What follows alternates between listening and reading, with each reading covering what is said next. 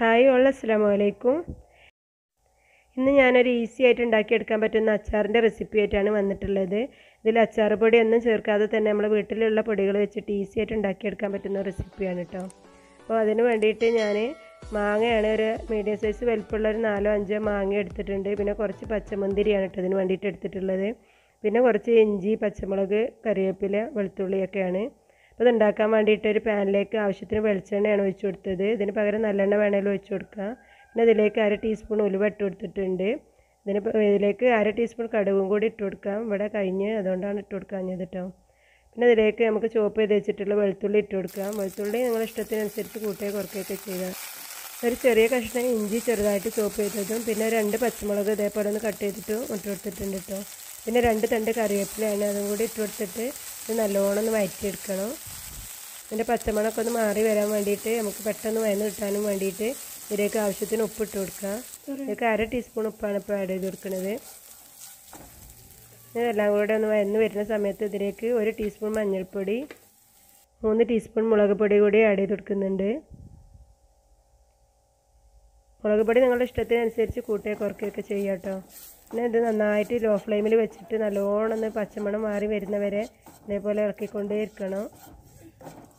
നന്നായിട്ട് പച്ചമണം മാറിയ ശേഷം നമുക്കിതിലേക്ക് ആവശ്യത്തിന് സുർക്കയാണ് ഒഴിച്ചു കൊടുക്കുന്നത്.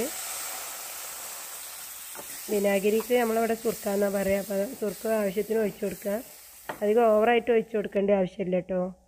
ഒരു കുഴമ്പായിട്ടുള്ള രീതിയിൽ കിട്ടാൻ വേണ്ടിയിട്ട് ഞാൻ കുറച്ചാണ് ഒഴിച്ചു കൊടുത്തത്. പിന്നെ ഇതിലേക്ക് 1 ടീസ്പൂൺ ഉപ്പും പിന്നെ ഒരു 3 ടീസ്പൂൺ പഞ്ചസാരയും ആഡ് ചെയ്ത് കൊടുക്കുന്നുണ്ട്. ഒരു എരിവും മധുരം പുളിയൊക്കെ ഉള്ളൊരു അച്ചാറാണ് കേട്ടോ. അതൊന്ന് മെൽറ്റായ ശേഷം പഞ്ചസാരയൊക്കെ അതിൽ കിടന്നിട്ടൊന്ന് മെൽറ്റായ ശേഷം വേണം ഇതിലേക്ക് മാങ്ങയും മുന്തിരി ആഡ് ചെയ്ത് കൊടുക്കാൻ. ഇത് നല്ലോണം ഒന്ന് ഇളക്കി കൊടുത്ത ശേഷം നമുക്ക് അടച്ച് വെച്ചിട്ട് ഇതൊന്ന് വേവിച്ചെടുക്കണം.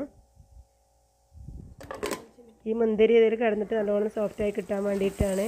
അപ്പോൾ ഇടയ്ക്കൊന്ന് ഇതേപോലെ ഒന്ന് തുറന്നിട്ട് ഇടയ്ക്കിടയ്ക്ക് ഇങ്ങനെ ഇളക്കി കൊടുത്തിട്ടൊന്ന് അടച്ച് വെക്കുക കേട്ടോ. ഒരു 10 മിനിറ്റ് ഇതേപോലെ ലോ ഫ്ലെയിമിലൊന്ന് വേവിച്ചെടുക്കുക. അപ്പോൾ ആണ് നല്ല ഈ മുന്തിരി ഒന്ന് വെന്തിട്ട് സോഫ്റ്റായി കിട്ടുക കേട്ടോ. അപ്പോൾ മാങ്ങ നിങ്ങൾക്ക് ഇതേപോലെ ഉടയണ്ടെന്നാണെങ്കിൽ ആദ്യം മുന്തിരി ഇട്ട് കൊടുത്ത ശേഷം അതൊരു ഹാഫ് വേവാണ് സമയത്ത് നമുക്ക് മാങ്ങ ആഡ് ചെയ്ത് കൊടുത്താൽ മതി കേട്ടോ. അപ്പോൾ മാങ്ങ അതേപോലെ ഉടഞ്ഞു പോവില്ല. പിന്നെ ഇതിലേക്ക് കുറച്ചുകൂടെ സുർക്ക ഒഴിച്ച് കൊടുക്കുന്നുണ്ട്. നല്ലോണം മിക്സാക്കി കൊടുത്ത ശേഷം നമുക്ക് ചൂടാറാൻ വേണ്ടിയിട്ട് മാറ്റി വെക്കാം. അതിന് മുന്നേ അതിലേക്ക് കുറച്ചുകൂടെ ഒരു മധുരത്തിന് വേണ്ടിയിട്ട് 1 ടേബിൾ സ്പൂൺ കൂടെ പഞ്ചസാര ആഡ് ചെയ്ത് കൊടുത്തിട്ടുണ്ട്. അപ്പോൾ നിങ്ങൾക്ക് മധുരം അധികം വേണ്ടെങ്കിൽ അത് സ്കിപ്പ് ചെയ്യാം കേട്ടോ. പിന്നെ അതിന് പകരം ശർക്കര വേണമെങ്കിൽ അതും ഒരു പൊട്ട് ആഡ് ചെയ്ത് കൊടുത്താൽ മതി. അതാണ് കുറച്ചുകൂടെ നല്ലത്. അപ്പോൾ ഈസി ആയിട്ട് ഉണ്ടാക്കിയെടുക്കാൻ പറ്റിയൊരു അച്ചാറാണിത്. ഇതിൽ നമ്മൾ അച്ചാർ പൊടി ഒന്നും യൂസ് ചെയ്തിട്ടില്ല, എന്നാലും നല്ല ടേസ്റ്റി ആയിട്ടുള്ളൊരു അച്ചാറാണ് കേട്ടോ. അപ്പോൾ എല്ലാവരും ഇതേപോലെ ഒന്ന് ട്രൈ ചെയ്ത് നോക്കുക. പിന്നെ ഇതിൻ്റെ മുന്നേ ഞാൻ മാങ്ങച്ചാറിൻ്റെ ഒക്കെ റെസിപ്പി അപ്ലോഡ് ചെയ്തിട്ടുണ്ട്, നാരങ്ങച്ചാറിൻ്റെ ഒക്കെ. അതിൻ്റെ ലിങ്കൊക്കെ ഇതിൻ്റെ ഡിസ്ക്രിപ്ഷനിൽ കൊടുക്കാം കേട്ടോ. ആവശ്യമുള്ളവർക്ക് പോയി കാണാം. അപ്പോൾ ഈസി റെസിപ്പീസിനായിട്ട് ചാനൽ സബ്സ്ക്രൈബ് ചെയ്യാത്തവരും സബ്സ്ക്രൈബ് ചെയ്യുക. ഇൻഷാ അല്ലാഹ് പുതിയൊരു വീഡിയോയുമായി നമുക്ക് വീണ്ടും കാണാം. Thank you for watching.